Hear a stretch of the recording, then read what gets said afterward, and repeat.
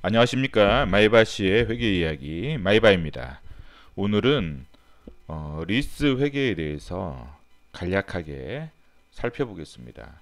리스 회계가 2019년도부터 IFRS를 적용하게 되어 있어요. 그래서 이제 개정이 되는데 우리가 개정이 되는 그 회계 기준은 한번 아주 기본적인 부분이라도 좀 살펴보면서 어떻게 회사의 재무상태표와 그 다음에 손익계산서와 현금흐름표가 어떻게 변화가 되는지를 한번 살펴보셔야 돼요. 그래야 회사마다 어떠한 영향이 있는지 그래서 급격하게 이제 변동이 되잖아요. 회계 처리가. 그러면 우리가 이제 기간별로 이게 뭐 회사의 어떤 재무 비율이라든지 이런 부분들이 비교 가능성이 많이 떨어진다고요. 왜냐하면 과거에 부채 비율이 갑자기 증가한다든지 뭐 이런 식으로 비교 가능성이 떨어지는데 이러한 내용들을 좀 명확하게 알고 있어야 왜 이렇게 급격하게 회사의 재무 비율이 변동되어 있는지 이런 부분들을 알 수 있으니까 그래서 한번 오늘은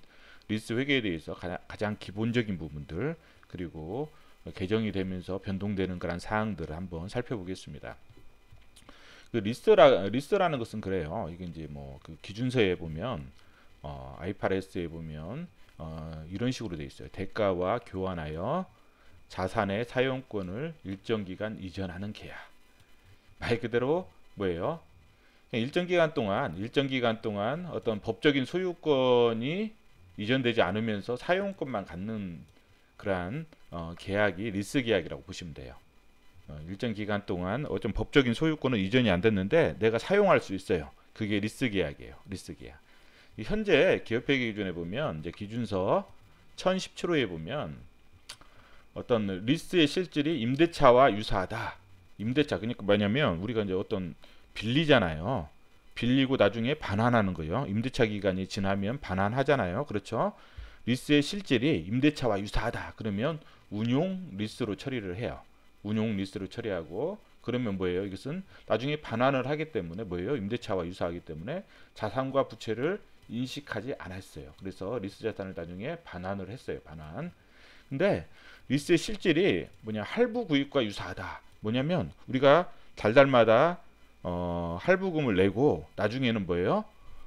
그 자산에 대해서 소유권을 가져오는 거잖아요. 그렇죠? 가져오는 건데 이런 부분은 뭐예요? 금융 리스다. 그래서 뭐냐면 자산과 부채를 인식을 해요. 자산과 부채를 인식하면 어떻게 돼요? 부채가 증가하니까 부채 비율이 증가하죠. 그 리스 자산은 이제 나중에 구입을 하는 거죠. 잔액을 주고 한다든지 아니면 염가로 이제 구매를 해요. 자, 그럼 과거에는 어떻게 됐냐? 금융 리스트하고 운용 리스트 이렇게 있잖아요. 과거에는 금융 리스트는 뭐예요?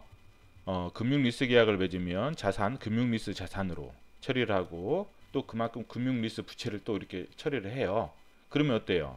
자, 재무상태표에서 이게 자산이 있고 이게 부채가 있고 이게 자본이 있잖아요.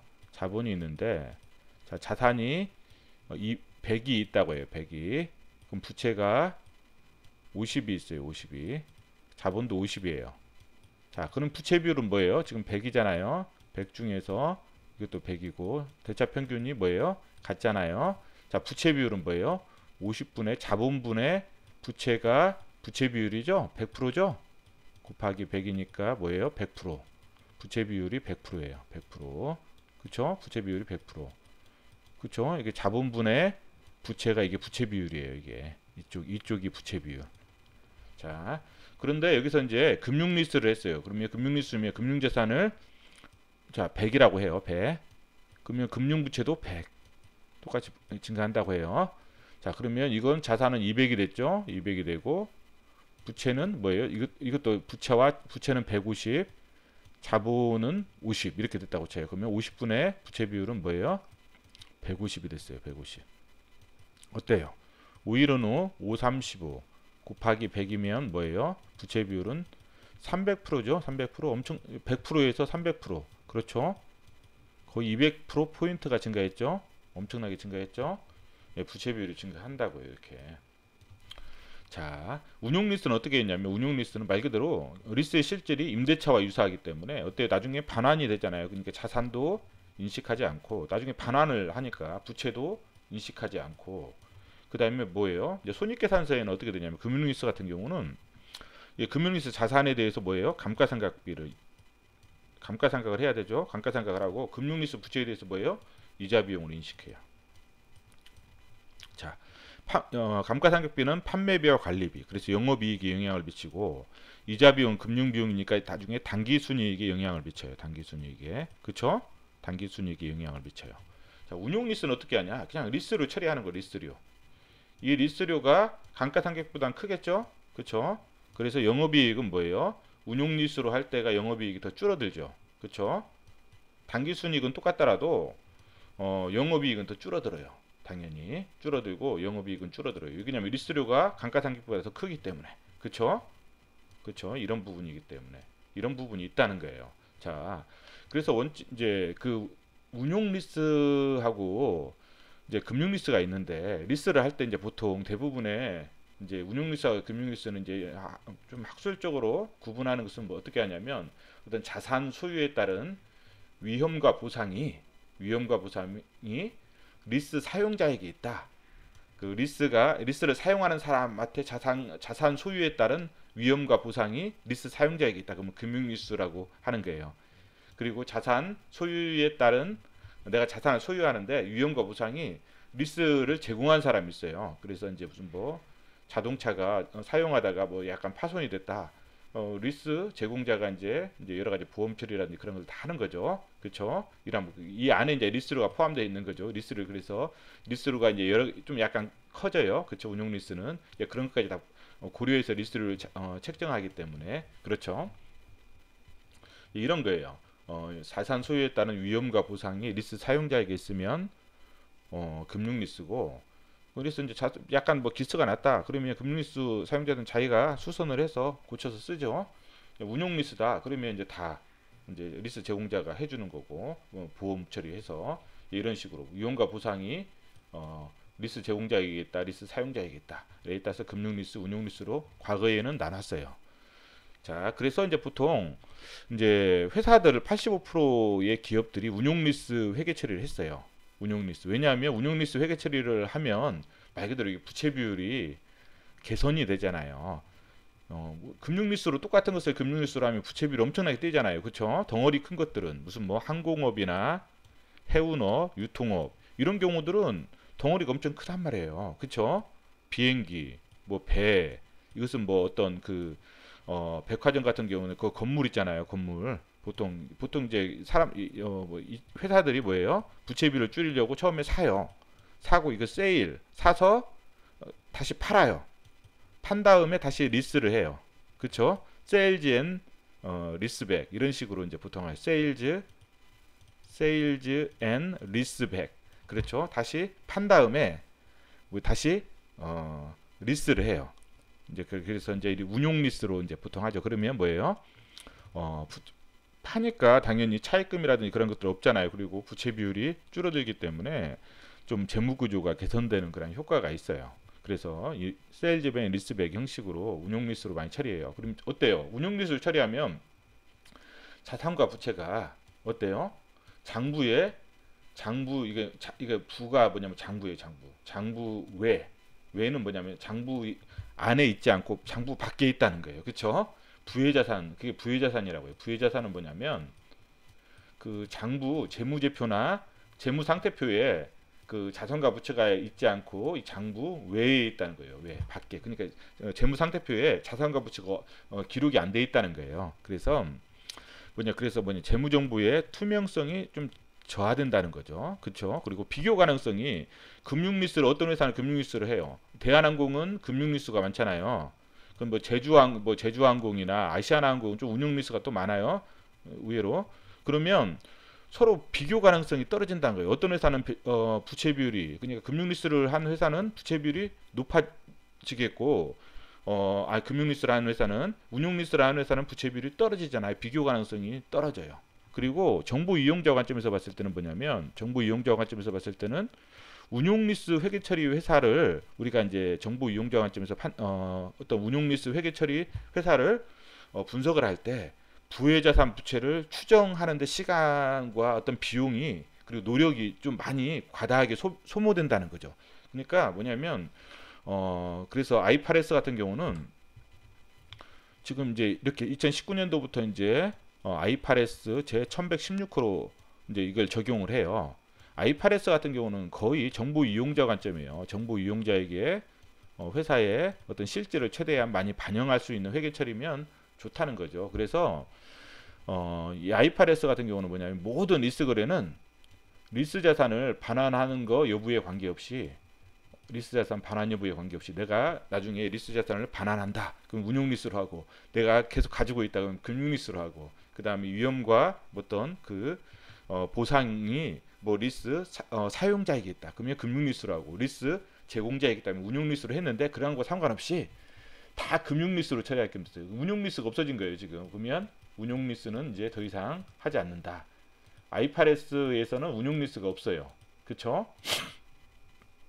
그래서 아이파레스 제 1116호 같은 경우는 운용 리스 회계 처리가 없어요. 다 금융 리스로 회계 처리해요. 단 예외적인 것은 뭐냐면 단기 리스. 단기 리스 같은 게 1년 이내죠. 소액 기초 자산 리스. 뭐 보통 예시로 나온 게 뭐냐면 뭐 태블릿이나 개인 컴퓨터나 소형 사무용 가구나 전화기 이런 부분들 리스는 예외적으로 운용 리스로 가능하다는 거죠. 운용 리스. 그렇죠? 운용 리스 가능하고 나머지는 다 금융 리스로 처리해라. 이거예요. 자, 그러면 종전에 개정하기 전에 운용 리스로 처리를 했어요. 근데 지금 개정한 다음에 금융 리스로 처리해요. 그렇죠? 그러면 아까처럼 이제 되겠죠? 아까 금융 리스하고 운용 리스 차이점처럼. 자, 종전 운용 리스 할 때는 자산이 기록 안 됐죠? 종전 운용 리스 부채도 기록이 안 돼요. 부의 자산, 부의 부채라고 했죠. 부의 자산. 그렇죠. 부의 부채. 개정 금융 리스에서는 뭐냐면 자산은 뭐냐면 사용권 자산이라고 해서 사용권 자산을 이렇게 개정 과목을 설정해서 그냥 그 전에는 금융 리스 자산이라고 했잖아요. 사용권 자산이라는 개정 과목으로 자산을 처리하고 뭐예요? 금융 리스 부채를 설정하라는 거예요. 설정하라는 거. 그래서 이제 운용 리스에서는 자산이 없었는데 이 자산이 생겼어요. 그렇죠? 사용권 자산. 그리고 부채도 없었는데 이만큼 부채가 증가됐어요. 아까도 설명했죠? 재무상태표에서 자산이 100이고 부채가 50이고 자본이 뭐예요? 자본이 50이면 이게 부채 비율은 자본분의 부채라고 했죠. 그래서 뭐야 100%인데 자산이 뭐야 사용권 자산이 100으로 늘어났어요. 그럼 부채도 뭐예요? 금융리스 부채도 100으로 늘어났어요. 그럼 150이 되죠? 50분의 150이 뭐예요? 부채 비율이 300%가 돼버리는 거죠. 그쵸? 100%에서 300% 엄청나게 증가했죠? 그래요. 이건 부채 비율이 증가해요. 개정된 그 아이파레스로 적용하면 부채 비율이 증가한다. 그쵸? 그럼 차입금 의존도도 그렇죠. 이게 금융리스 부채가 생기기 때문에 차입금 의존도도 뭐예요? 차입금 의존도도 증가한다. 차입금 의존도는 뭐냐면 총자산에서 이 총자산에서 뭐예요? 이 차입금 비율을 이자가 나가는 그러한 차입금들이죠. 장단기 뭐 차입금이나 사채라든지 이자가 나가는 차입금 합계를 그 비율로 나타내는 거예요. 총 자산에서 이자가 나가는 차입금 합계를 비율로 나타내는 게 차입금 의존도예요. 차입금 의존도가 당연히 높아지겠죠. 그렇죠? 자, 그다음에 종전 운용 리스에서는 뭐예요? 지금 판매비와 관리비에서 리스료로 처리를 했단 말이에요. 근데 개정된 금융 리스에서는 뭐예요? 이제 사용권 자산에 대해서 뭐예요? 감가상각비. 그다음에 금융 리스 부채에 대해서 뭐예요? 이자 비용. 그렇죠? 이렇게 돼요. 그럼 뭐예요? 지금 판매비 이게 리스료가 더 크다고 했죠? 감가상각비보다는. 자, 그럼 뭐예요? 영업이익은 뭐예요? 증가되겠죠? 과거에는 리스료가 더 큰 금액이 판매비와 관리비가 잡혔는데 이제 감가상각비만 잡히니까 영업이익은 증가되고 단지 금융비용은 어때요? 더 증가되겠죠. 영업이익도 증가되지만 금융비용도 증가돼요. 그래서 뭐 단기순이익은 뭐 쌤점이 되겠지만 그렇죠.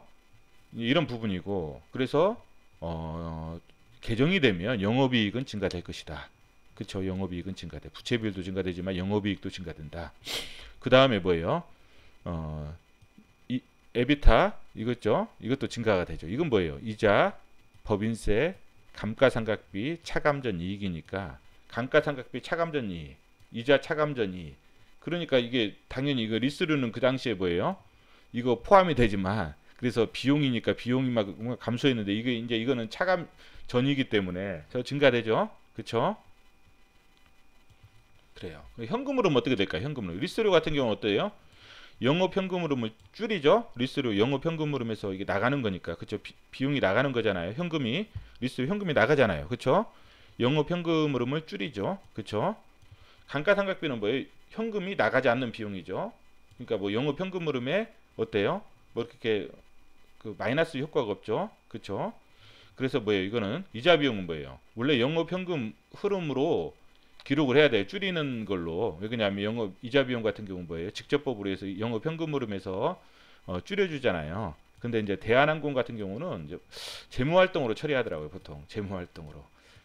약간 영업 현금 흐름을 좀 양호하게 보이기 위해서 재무 활동으로 처리하는 것 같아요. 그래서 다른 회사들도 나중에 변동이 되면 아마 대한항공처럼 재무 활동으로 처리하지 않을까 이제 그런 생각을 해요. 우리 영업 현금으로 안 하고 재무 활동 현금으로 그렇게 처리하지 않을까. 왜냐하면 영업 현금 흐름을 좀 좋아 보이게 하기 위해서. 왜냐하면 KIFRS 같은 경우는 어떤 큰 기준만 정해주고 나머지는 회사에서 실질에 맞게끔 하게끔 돼 있어가지고 뭐 이것도 틀린 건 아니에요. 그런데 이제 보통은 이제 영업 현금 흐름에서 보통 줄여주는데 이런 식으로 돼 있더라고요. 그리고 또 뭐예요? 금융위수 부채를 이제 나중에 상환할 거 아니에요. 이거를 상환하면 이건 뭐예요? 재무활동이 되겠죠. 재무활동 현금 흐름이 줄어들죠. 그렇죠? 이런 부분이라는 거예요. 현금 흐름의 영향은 이런 식으로 미친다. 그래서 뭐예요? 지금 이제 보통 이제 회사들이 이제 아마 이쪽으로 갈 수도 있어요. 재무활동으로 이게 이자 비용이 돼서 그러면 영업 현금 흐름이 그리고 리스료가 어차피 이자 비용보다는 더 크잖아요. 그렇죠? 그러니까 영업 현금 흐름 뭐예요? 이게 더 크기 때문에 더 많이 나가는 거잖아요. 현금 흐름이 더 줄어들었다가 더 늘어나는 거예요. 그러니까 개정이 되면 영업 현금 흐름이 더 늘어나죠. 그렇죠? 이게 더 적으니까 이자비 나가는 게. 그리고 이것을 또 재무 활동으로 처리하면 더 많이 늘어나고 영업 현금이 양호하게 되죠. 예, 이런 부분이라는 거고 한번 그 기사를 한번 우리가 읽어볼게요. 우리가 이제 아마 이제 이런 기사들을 읽을 때 이해가 되실 거예요. 왜냐하면 리스회계 변경, 유통, 항공, 해운업계 재무지표 악화 이런 부분들이 좀 이해가 되실 거예요. 자, 리스 회계 기준 변경에 따라 유통, 항공, 해운업계는 다른 업계보다 큰 영향을 받을 것으로 분석된다. 이들 업계의 운용 리스 이용 규모가 큰 탓이다. 왜 운용 리스가 어떻게 돼요? 이제 아까 뭐 어떻게 된다고 해서 없어진다고 했죠? 이거가 어떻게 처리돼요? 금융 리스로 처리된다고. 금융 리스. 그렇죠? 금융 리스로 처리되면 어떻게 돼요? 자산도 사용권 자산이란 자산도 늘어나고 어때요? 부채도 늘어나죠. 똑같이 부채도 자산하고 부채가 동일하게 늘어나요. 그럼 자본이 그대로인 상태에서는 어떻게 돼요? 부채 비율이 증가되죠. 그렇죠? 자, 롯데쇼핑 홈플러스 부채 비율 큰 폭 상승. 이건 뭐냐면 세일 앤 리스백이에요. 유통업계 관계자는 9일 세일 앤 리스백을 지속해온 롯데쇼핑과 홈플러스의 재무지표가 리스 회계기준 변경에 따라 악화될 수 있다고 추정했다. 롯데쇼핑은 인수합병 등 지속된 투자로 악화된 재무구조를 개선하기 위해서 그렇죠. 악화된 재무구조를 개선하기 위해서 홈플러스는 MBK 파트너스에 인수된 뒤 차입금을 상환하기 위해 세일 앤 리스백을 해왔다. 팔면 어때요? 차입금이라든지 그런 것들이 다 없어지니까 어때요? 부채가 없어지죠. 재무구조가 개선되죠. 현금이 또 들어오잖아요. 그리고 또 처분이익도 발생하고 그러면 어때요? 잉여금도 쌓이고 거기다가 이제 뭐요? 리스백 다시 리스를 하는 거죠. 다시 이제 그 판 사람한테 산 사람한테 매수자한테 다시 우리가 리스를 해서 이용을 하는 거죠. 이런 식으로.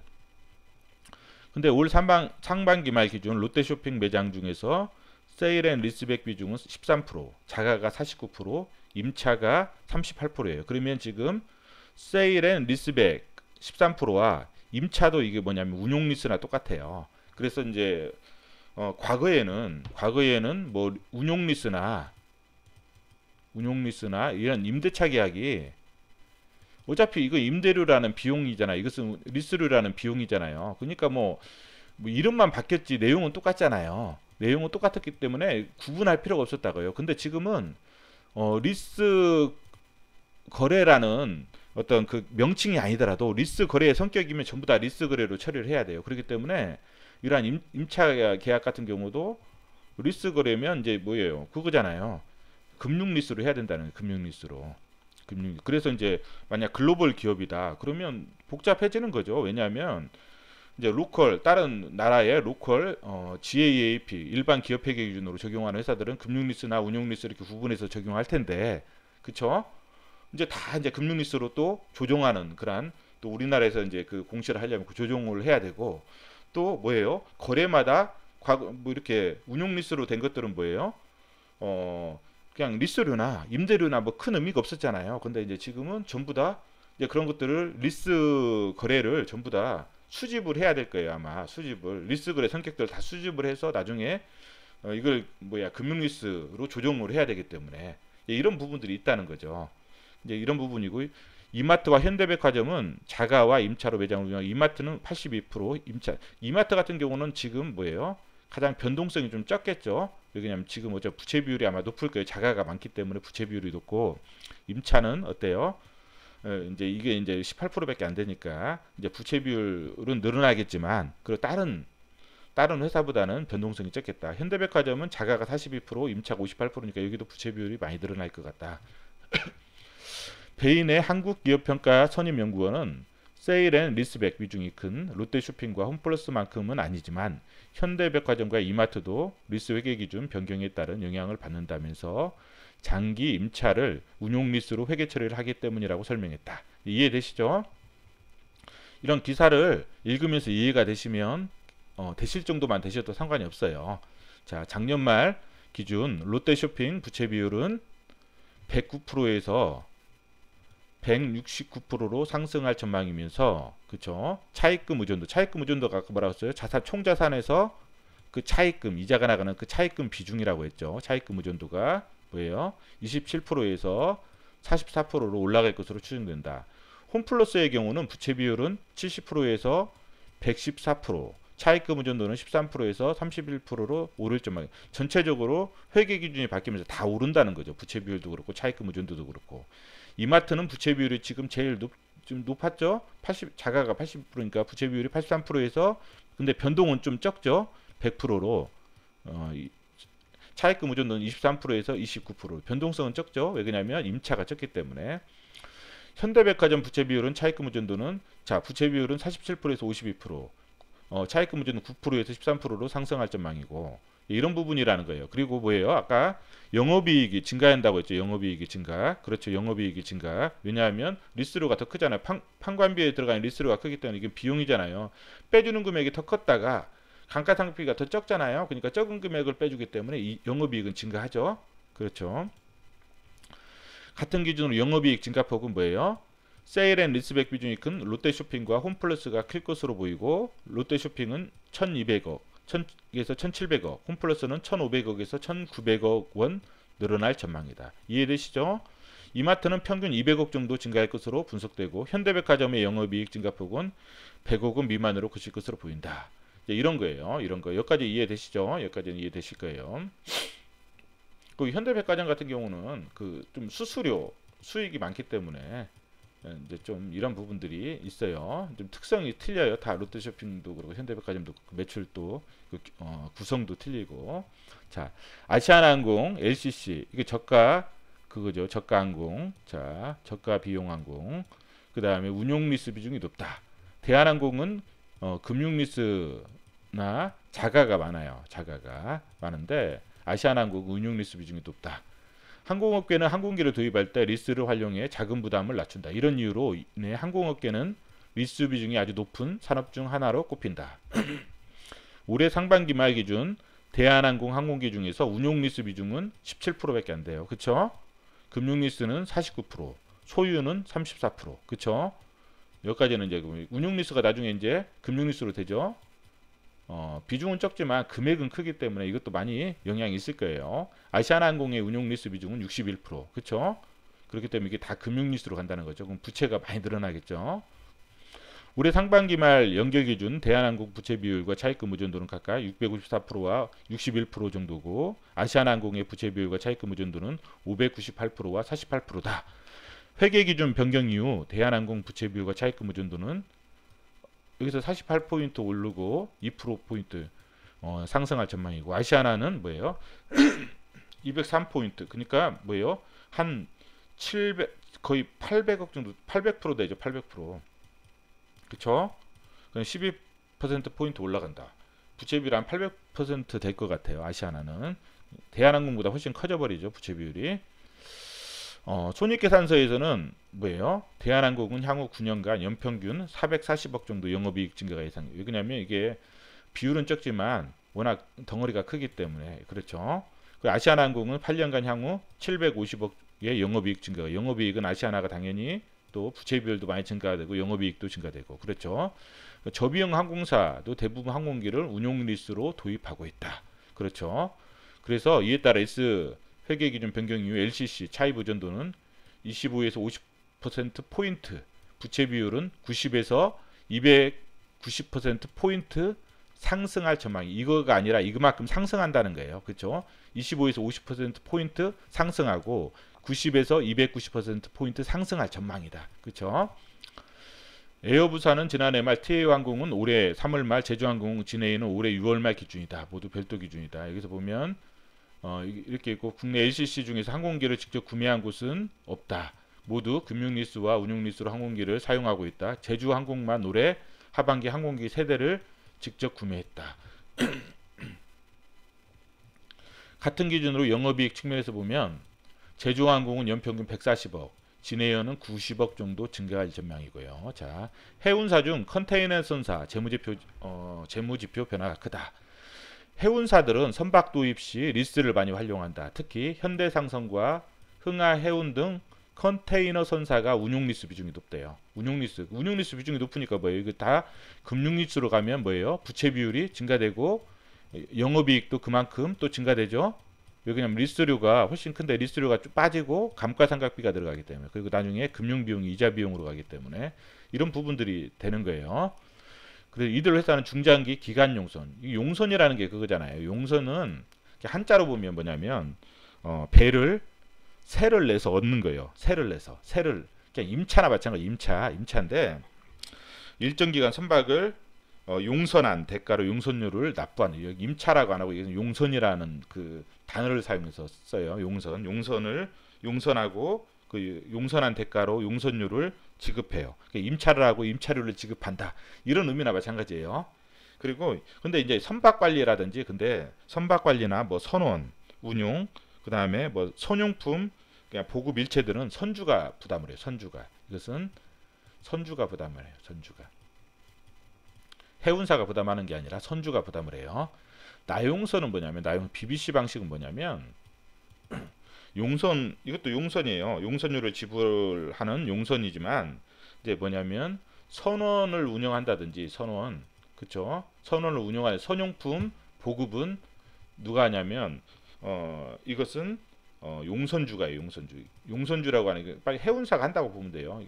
이거를 빌린 사람 그렇죠? 빌린 사람이 이걸 부담해. 선원 기간 용선은 뭐예요? 선주가 다 부담하는데 나용선은 선원이라든지 선원 운용이라든지 뭐 선용품 이쪽 보급들은 다 용선주가 부담해요. 빌린 사람이.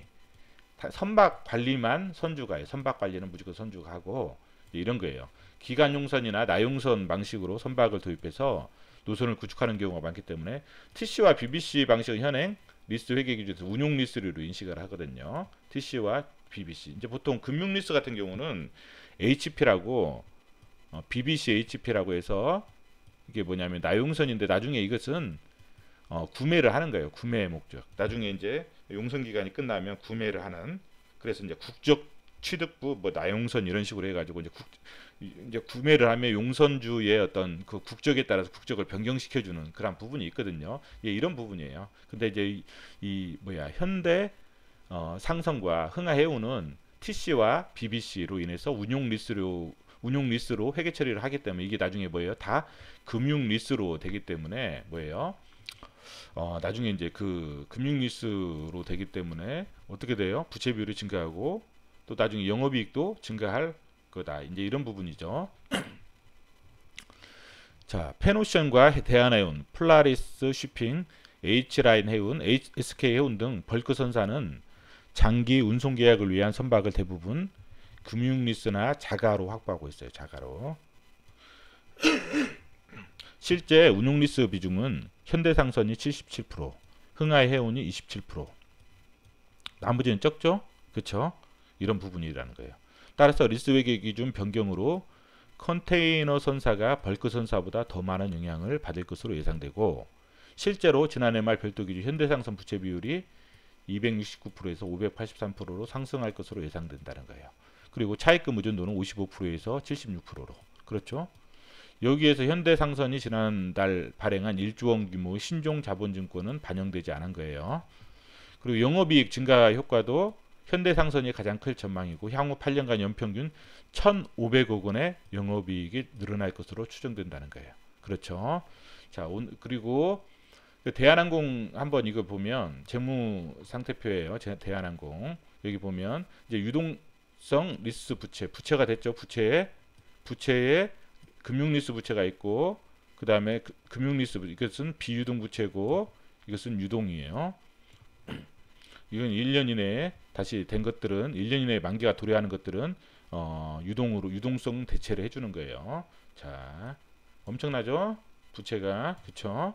그리고 유형자산 안에 뭐가 들었어요? 항공기 리스 자산이 들었어요. 자산과 부채를 이렇게 하고 손익계산서에 어떻게 돼요? 나중에 감가상각비 그쵸? 이 판매비와 관리비에 감가상각비가 포함되어 있겠고 금융원가에 금융리스 부채 이자 비용이 포함되어 있겠죠. 그렇죠? 자, 리스료가 원래 컸잖아요. 운용리스로 하면 리스료가 큰데 감가상각비가 더 적단 말이에요. 그렇기 때문에 영업이익은 증가하고 대신에 이거는 뭐 금융비용은 증가해서 이건 또 줄어들겠죠. 예. 현금흐름표 한번 볼게요. 현금흐름표 보면 어때요? 여기 보면 현금흐름표 보면 여기서 유동성 장기 부채 상환 있죠. 리스 부채 있죠. 리스 부채 상환한 것은 뭐예요? 아까 리스 부채 상환하는 것은 금융 리스 부채 상환하는 것은 재무 활동이라고 했죠. 이게 재무 활동으로 가는 거예요. 그래서 이게 재무 활동으로 인한 현금 흐름에서 그다음에 이자 비용이 이자 지급하는 거 있죠. 원래는 이쪽으로 가거든요. 이쪽으로. 영업 현금으로 다른 회사들은 영업 현금으로 넣잖아요. 영업 활동으로 인한 현금 흐름에서 이제 직접법으로 해서 이자 수익이라든지 배당금 수익, 이자 비용 이렇게 넣는데 이 회사는 좀 영업 활동 현금 흐름을 보기 좋게 하기 위해서 아마 이쪽으로 넣은 것 같아요. 그렇죠? 제주항공 같은 경우는 운용 리스 계약한 거 이런 내용이라는 거예요. 이런 내용이고 그래서 한번 뭐 이렇게 한번 쭉 이거 훑어보시면서 항공사들 한번 재무상태표로도 한번 훑어보시고 그 다음에 해운사들 그 다음에 유통업체들 재무상태표도 한번 훑어보시면서 나중에 어떻게 변할 것인가 이렇게 한번 이렇게 생각해보는 것도 괜찮을 것 같아요. 그래서 오늘은 리스 회계에 대해서 좀 살펴봤습니다. 예, 이상입니다.